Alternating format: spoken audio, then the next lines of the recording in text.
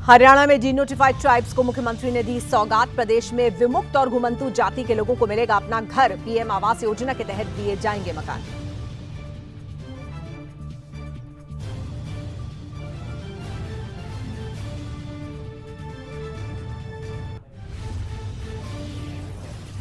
मुख्यमंत्री नायब सैनी का सिख संगत ने जताया आभार। चिल्ला साहिब सिरसा के लिए जमीन देने के फैसले को लेकर जताया आभार। देर रात सीएम आवास पहुंचे थे सिख प्रतिनिधि।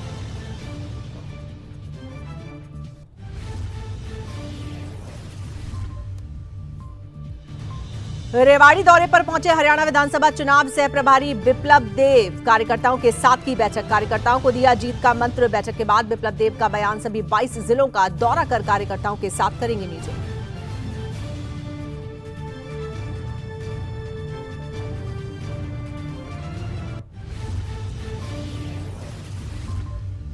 हरियाणा में बड़े स्तर पर हुए आईएएस अधिकारियों के तबादले। सरकार ने कुल 12 अधिकारियों के तबादलों के आदेश किए जारी। अनुराग रस्तोगी बनाए गए हरियाणा के गृह सचिव।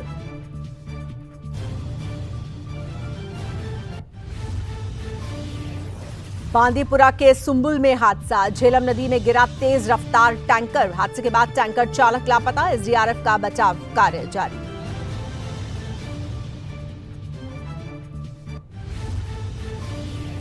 और वंदे मातरम की धुन पर गूंजा पूरा वानखेड़े स्टेडियम। चैंपियन टीम का हुआ भव्य स्वागत और सम्मान। बीसीसीआई की ओर से टीम इंडिया को दिया गया 125 करोड़ रुपए का चेक।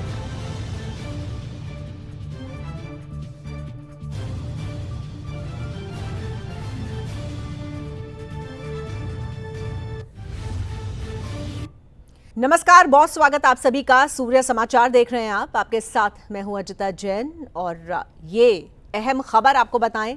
डीएनटी को नायब सौगात। जी हां, डी नोटिफाइड ट्राइब्स को हरियाणा में नायब सैनी सरकार की तरफ से एक बड़ी सौगात दी गई है। विमुक्त और घुमंतू जाति यानी कि डी नोटिफाइड ट्राइब के लिए ये बड़ी खुशखबरी सामने आई है। अब उनको प्रधानमंत्री आवास योजना का लाभ मिल सकेगा।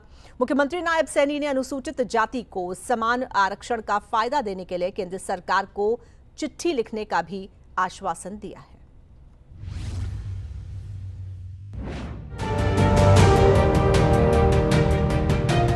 मुख्यमंत्री नायब सैनी ने संत कबीर कुटीर आवास पर डी नोटिफाइड ट्राइब्स के साथ एक बैठक की।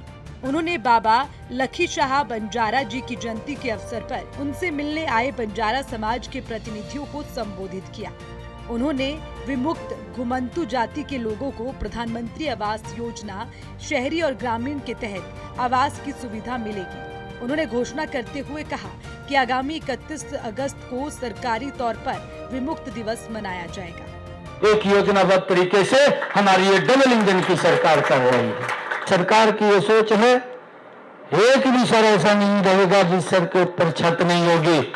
और मैं आपको इस बात के लिए ये पूर्ण रूप से विश्वास दिलाता हूं कि जो 2018 का डीएनटी का जो सर्वे हुआ, समाज को आवंटित वो सर्वे के अंदर आपने लिखा है, हमने जो एक नीति योजना बनाई है, एक पोर्टल की भी हमने बात कही थी कि एक पोर्टल बनाया जाए और उस पोर्टल के ऊपर आप लोग रजिस्ट्रेशन करें।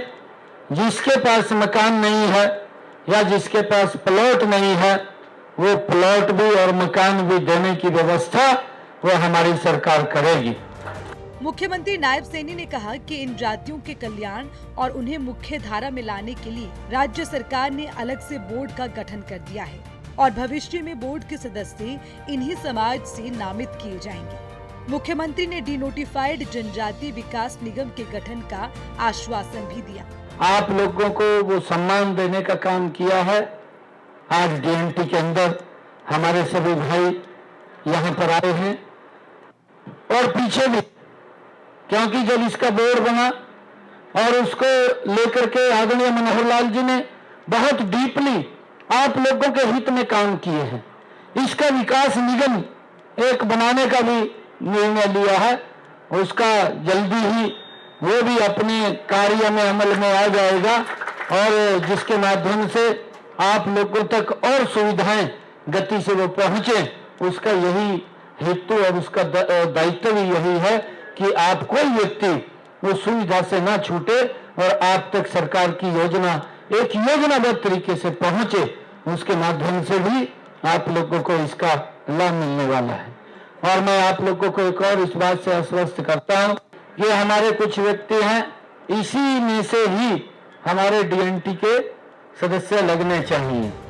समाज के प्रतिनिधियों की ओर से अनुसूचित जनजाति के समान आरक्षण का लाभ देने की मांग पर मुख्यमंत्री ने आश्वासन दिया कि इस संबंध में केंद्र सरकार को पत्र लिखा जाएगा।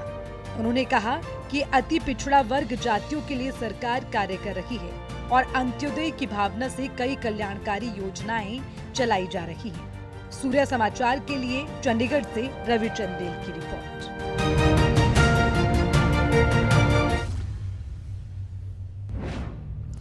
तो डीएनटी को लेकर ये जो प्रतिनिधिमंडल मुख्यमंत्री से मिला, इसमें प्रमुख भूमिका लक्ष्मण नापा जी की रही, जो कि डीएनटी कल्याण संघ के प्रदेश अध्यक्ष हैं और विधायक भी हैं, और इस वक्त हमारे साथ हमारे इस खास कार्यक्रम में जुड़ भी रहे हैं। बहुत स्वागत है आपका लक्ष्मण नापा जी सूर्या समाचार पर। अमिता जी, सबसे पहले मैं आपके सूर्या समाचार के सभी दर्शकों का शुभकामनाएं देता हूं कि आपने, जो हम विमुक्त घुमंतु जाति के लोग हैं, जो अंत्योदय अंतिम पंक्ति में खड़ा है, उनको आपने ये समाचार सूर्य समाचार में अपने जगह दिए। मैं आपका दिल से आभार प्रकट करता हूँ। बिल्कुल लक्ष्मण नापा जी, सबसे ज्यादा उपेक्षित और हाशिए पर है डीएनटी, यानी कि डी नोटिफाइड ट्राइब, जिसको हम घुमंतु कहते हैं, विमुक्त कहते हैं, अर्ध घुमंतु कहते हैं। सामाजिक आर्थिक रूप से भी काफी वंचित समुदाय है। आप लोगों ने कल मुलाकात की मुख्यमंत्री से, कुछ मांगे आपने मुख्यमंत्री के समक्ष रखी, क्या वो मांगे थी, क्या समस्याएं हैं और किन मांगों पर आपको क्या आश्वासन मिला? कल हम कम से कम सभी जो हमारी 33 जातियां हैं, इसमें कुछ अनुसूचित जाति में है और कुछ बैकवर्ड क्लासेज में है, तो एक जन प्रतिनिधि मंडल मेरे नेतृत्व में डॉक्टर बलवान जी जो हमारे चेयरमैन रहे हैं, हनुमान गोदारा जी जो हमारे सचिव हैं, इनके नेतृत्व में एक प्रतिनिधि मंडल सीएम साहब से मिला कि जो सबसे पिछड़ी जातियां हैं, जो डिप्राइव्ड लोग हैं, वंचित लोग हैं, वो इन जातियों के लोग हैं।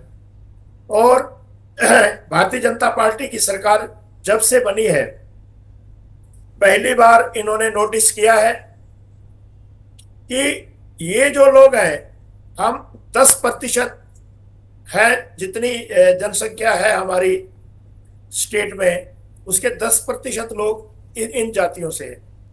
और कोई भी हमें राजनीतिक भागीदारी नहीं मिल रही थी, लेकिन मनोहर लाल जी की सरकार में घुमंतु जाति विकास बोर्ड का गठन हुआ और पहली बार इन जातियों के जो लोग हैं नौकरियों में आए, बहुत सी उन्हें योजनाओं का लाभ मिला। तो मैं माननीय मनोहर लाल जी का धन्यवाद करूंगा।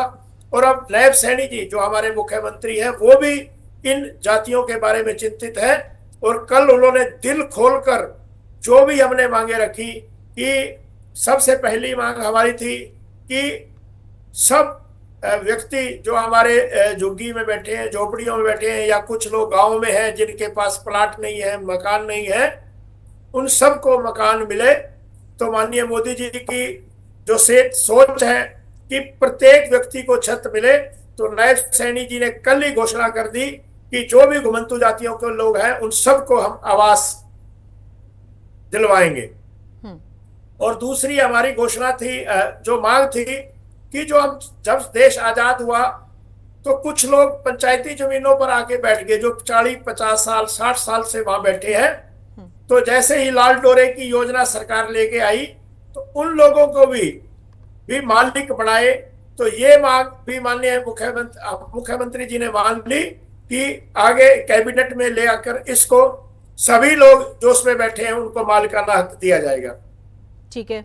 और एक हमारी जो मांग थी कि 31 अगस्त जो हमारी ये जातियां थी, घुमंतु जातियां, जिन्होंने की देश की आजादी में बहुत बड़ा रोल रहा है, चाहे वो 1857 की क्रांति हो, ये लोग जंगलों में रहे, लेकिन इन्होंने अंग्रेजों की गुलामी मंजूर नहीं की और एक लड़ाई लड़ी।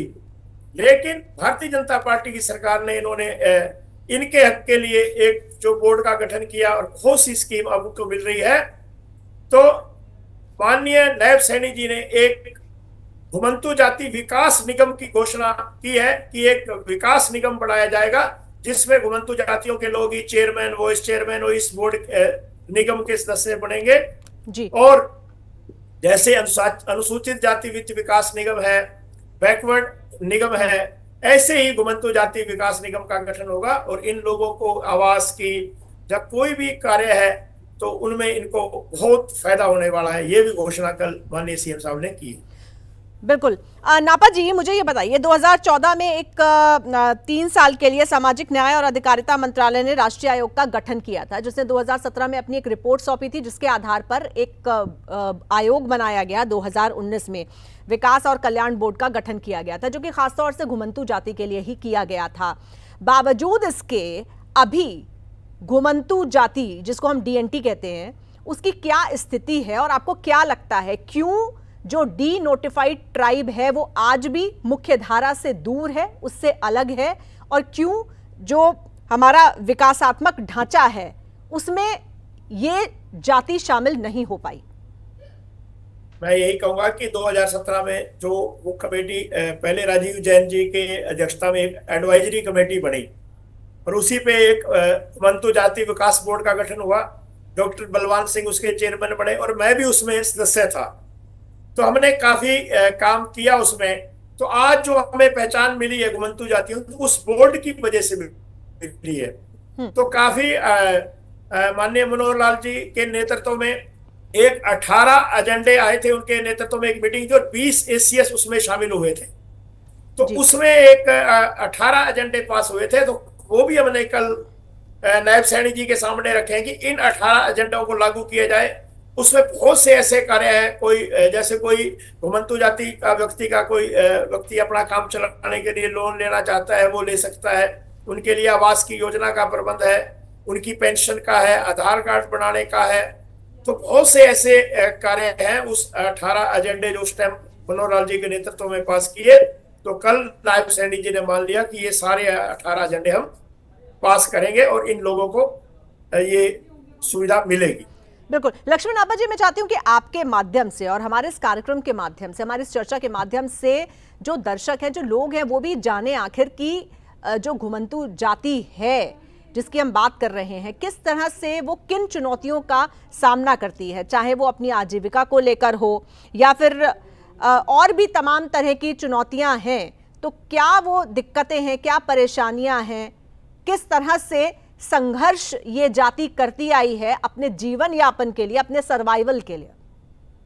हमारी जो घुमंतू जातियां ये हाथ से काम करने वाले लोग हैं। जैसे पहले गाड़िया लोहार हमारी एक जाति है जो कि ये जो गांव में पहले जा कर जाते थे और वो जो तैयार करते थे। तो बहुत सी चीजें थे जो, लेकिन आज जो मशीनरी का युग आ गया है तो इसमें हम ये चाहते हैं कि जो हमारे लोग हैं उनको व्यवसाय मिले और उनका जो कार्य है, जो जाति के हिसाब से कार्य होता है, जैसे विश्वकर्मा योजना माननीय मोदी जी ने बढ़ाई, तो उसमें जो व्यक्ति जो कार्य कर सकता है उसी के लिए उसके लोन का प्रबंध या उसको कैसे आगे बढ़ाया जाए, ऐसी योजना सरकार बना रही है। बिल्कुल। और किस तरह से डी नोटिफाइड ट्राइब का शैक्षणिक तौर पर सशक्तिकरण हो सकता है? शिक्षा के लिए क्या किया जाना चाहिए, स्वास्थ्य के लिए क्या किया जाना चाहिए, रोजगार के लिए क्या किया जाना चाहिए? शिक्षा के लिए हमने मांग यही रखी है कि हमारे घुमंतू जातियों के लिए हॉस्टल बनाए जाएं बच्चों के लिए, ताकि हमारे बच्चे जो शिक्षा प्राप्त करना चाहते हैं वो बैठे हैं जो, तो उनके लिए हॉस्टल का प्रबंध हो। ऐसा ही एक हॉस्टल डीएनटी का जींद में चल रहा है। जो हमारे डॉक्टर बलवान चेयरमैन है वो उसी हॉस्टल में पढ़ के डॉक्टर बने हैं और वो भी एक झुग्गी झोपड़ी में रहने वाला बच्चा था, लेकिन वो 8वीं क्लास में वहां आया और उसने एमबीबीएस किया और वो आज हमारे बोर्ड के चेयरमैन है। तो हमने यही सीएम साहब से मांग रखी है कि जहाँ यूनिवर्सिटी है, बड़े शहर जैसे हिसार, कुरुक्षेत्र, रोहतक के अंदर हमारे घुमंतू जाति विकास बोर्ड के बच्चों के लिए हॉस्टल का प्रबंध हो। और अगर हम स्वास्थ्य की बात करते हैं तो आपको क्या लगता है, क्या स्वास्थ्य सुविधाएं डी नोटिफाइड ट्राइब तक पहुंच पाती हैं? जो तमाम सरकारी योजनाएं चलाई जाती हैं, क्या उनका लाभ उन तक पहुंच पाता है या उससे भी वंचित हैं? इसकी भी हमने मांग रखी है। लेकिन जो आयुष्मान योजना है 5 लाख तक का इलाज फ्री, तो उसका इन हमारे लोगों को बहुत फायदा मिल रहा है। लेकिन कुछ हमारे ऐसे लोग हैं जो झुग्गी झोपड़ियों में रहते हैं, जिसके पास कोई आधार कार्ड नहीं है, राशन कार्ड नहीं है, उन व्यक्तियों को ये लाभ नहीं मिल रहा है आयुष्मान योजना। तो कल सीएम साहब ने ये घोषणा की है कि वहां झुग्गी में झोपड़ियों में जाके वहां इनके आधार कार्ड, इनके आयुष्मान कार्ड वहां जाकर ऑफिसर जाके वहां बढ़ाएंगे। बिल्कुल। और अगर हम रोजगार की बात करते हैं, आजीविका की बात करते हैं, तो ज्यादातर घुमंतू जाति किस तरह के साधनों पर निर्भर है? कैसे रोजगार चलता है, कैसे जीवन यापन होता है और क्या कुछ किया जाना चाहिए? जैसे कि मैं आपको पहले बताया कि जो हमारे घुमंतू जातियों के लोग हैं, जैसे हमारा बोर्ड समाज है, वो मिट्टी का काम करती, जो लोग हैं वो हाथ से काम कर रहे हैं, और तो उसका जो विश्वकर्मा योजना माननीय मोदी जी ने बनाई है, तो उसका बहुत बड़ा लाभ इन लोगों को मिलने वाला है। उसका बहुत बड़ा इन लोगों को मिलने वाला है। बिल्कुल। आपने बताया कि 10% राज्य की जो आबादी है उसकी 10% जो आबादी है वो घुमंतू जाति की है, वो डीएनटी में आती है। तो क्या गणना हुई है, संख्या का अंदाजा है कि लगभग इतनी संख्या होगी, इतनी तादाद होगी घुमंतू जाति की? हमारा जो है ना घुमंतू जाति विकास बोर्ड, उसका हमारा सर्वे हुआ है, तो हम अभी लग रहे हैं, अभी जैसे इसको हम ये कहेंगे कि हम कि ये जो आपकी एजेंसी है, सर्वे एजेंसी है, उसका एक इसका एक सर्वे करवाकर, ताकि हम इसको मान्यता मिल सके कि ये अगर सरकार, पहले हमारे घुमंतू जाति बोर्ड ने हमारा इसका सर्वे कराया है, लेकिन हम जो इसकी सरकार की सर्वे एजेंसी, हम उससे मांग करेंगे कि इसका सर्वे कराकर और इसका पता लगे कि कितनी जनसंख्या है। लेकिन हम यही मान के चल रहे हैं कि 10% जनसंख्या हमारी घुमंतू जातियों की। बिल्कुल। मुझे ये भी बताएं कि डीएनटी विकास निगम का गठन किया जाएगा, आपने भी बताया, और मुख्यमंत्री की तरफ से भी ये घोषणा की गई, आपको आश्वासन दिया गया। ये जो बोर्ड होगा, इसके दायरे में क्या कुछ आएगा, किस तरह से काम करेगा और कौन कौन इसके सदस्य होंगे?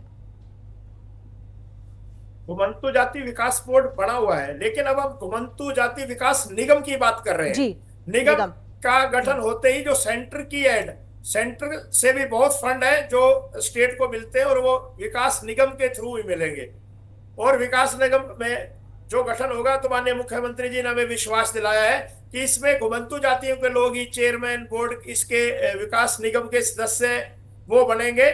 और एक जो इनके हम विकास की बात करते हैं, तो घुमंतू जातियों के लिए बहुत बड़ी ये बात होगी कि इस विकास निगम का गठन होगा। बिल्कुल। और 31 अगस्त 2024 को जो विमुक्ति दिवस मनाया जाएगा, वो किस तरह का कार्यक्रम होगा, क्या कुछ होगा उसमें? हाँ, 31 अगस्त को माननीय मुख्यमंत्री जी ने घोषणा करी है कि उसको हम सरकारी तौर पर मनाएंगे, और बहुत बड़ा योजना, जिसमें हम 50,000 लोग उस प्रोग्राम में आएंगे। और एक बड़ा प्रोग्राम हम आए, उसमें माननीय मुख्यमंत्री जी और हमारे सेंटर के नेता भी उसमें रहने वाले हैं। तो बहुत बड़ा आयोजन हम 31 अगस्त को करने जा रहे हैं। बिल्कुल। लक्ष्मण आपा जी, इससे पहले भी, जैसे कि मैंने पहले भी जिक्र किया था, कि केंद्र सरकार की तरफ से भी बोर्ड का गठन किया गया, सर्वे करवाए गए, कमेटी बनाई गई, रिपोर्ट मंगवाई गई, और सीड करके जो योजना है वो भी लागू की गई। तो क्या केंद्र सरकार की ये जो योजना है, इसका फायदा यहाँ राज्य तक आया? अभी आप चर्चा कर रहा था ना, जब हमारा ये घुमंतू जाति विकास निगम का गठन होगा, तो फिर सरकार का जो भी ग्रांट है वो उसके बाद आती है। तो अभी तक यानी कि ये जो ग्रांट है या ये जो भी एलोकेशन था, इससे जो राज्य है वो हम कह सकते हैं कि अभी अछूता रहा है, वो फायदा यहाँ तक नहीं पहुंचा है, वो राज्य के फंड से चल रहा है। और आप डीएनटी के विकास के लिए क्या क्या चीजें देखते हैं? हम यही कह रहे हैं कि एक जैसे अनुसूचित जनजाति हरियाणा के अंदर इसका आरक्षण नहीं है, तो हम ये कि जो टीएनटी के ये हमारी 33 जातियां हैं इनको अनुसूचित जनजाति में शामिल किया जाए। और माननीय सीएम साहब ने ये मान लिया है कि हम यहाँ से रिकमेंडेशन करके सेंटर में भेजेंगे कि ये जो घुमंतु जातियां हैं इनको अनुसूचित जनजाति में शामिल किया जाए। बिल्कुल, तो ये भरोसा मुख्यमंत्री की तरफ से दिया गया है कि आपको अनुसूचित जनजाति में डीएनटी को पूरा भरोसा दिया है, बिल्कुल शामिल किया जाएगा।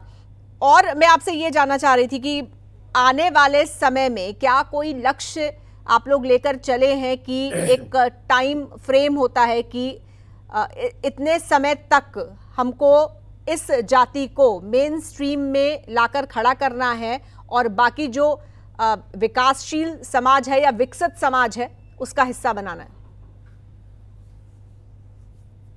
जो माननीय मोदी जी की सोच है कि भारत एक विकसित देश बने, तो अगर इन लोगों को जो घुमंतु जाति को झुग्गी झोपड़ियों में जो लोग आज बैठे हैं, अगर इन लोगों के लिए कुछ करते हैं तभी हम विकसित भारत की कल्पना कर सकते हैं। तो मेरा एक ही है कि हम हरियाणा के लोग इनको सभी को आवास मिले, इनके बच्चों को शिक्षा मिले और इनके बच्चे मेन स्ट्रीम में आए, नौकरियों में आए, व्यापार में आए।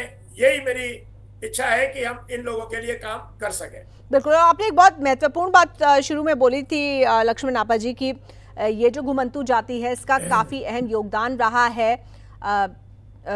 कह सकते हैं कि जो भारत ने आज़ादी के लिए संघर्ष किया उसकी बिल्कुल उसकी लड़ाई में, चाहे आपने 1857 का जिक्र किया या फिर और भी तरह से संघर्ष रहा हो, उस पर थोड़ी सी रोशनी डालें, उसके बारे में थोड़ा सा बताएं कि किस तरह से ये जाति भारत की आज़ादी में अहम भूमिका निभा चुकी है।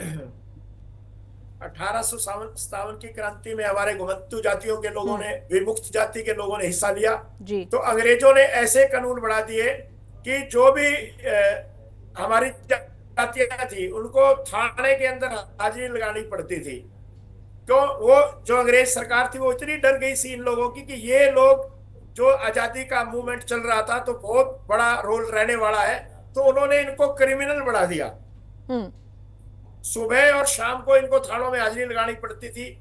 हमारा देश 1947 में आजाद हुआ, लेकिन हमारे जो लोग थे, ये जो घुमंतु जाति के लोग, विमुक्त जातियों के, 1952 में सरदार पटेल जी के प्रयास से ये लोग हमारे ये आजाद हुए और जो वो काले कानून वो बने हुए थे विमुक्त जातियों के ऊपर, वो उस दिन 1952 में हटे और उसके बाद हमारे लोगों को आजादी मिली। तो आपको लगता है कि उनके योगदान को पहचान मिली है? पूरी पहचान मिली और अब भारतीय जनता पार्टी की सरकार ने घुमंतु जाति लोगों को एक पहचान दी है, नहीं तो पहले हमारी किसी भी चीज में गणना नहीं होती थी। तो कब से आपको लगता है कि ये बदलाव आया है? ये जब से मनोहर अपने माननीय मोदी जी की सरकार 2014 में और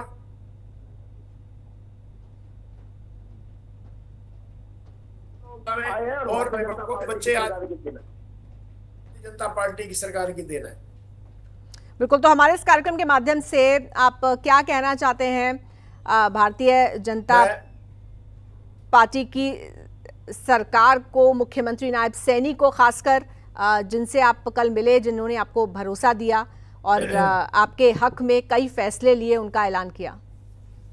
मैं आपके माध्यम से पहले तो मैं आपके सूर्य समाचार का धन्यवाद, दिल से धन्यवाद करूंगा कि आपने जो हमारे वंचित लोग हैं उनकी बात को आज आपने मेरा इंटरव्यू लिया है कि और ये समाज के हित में है।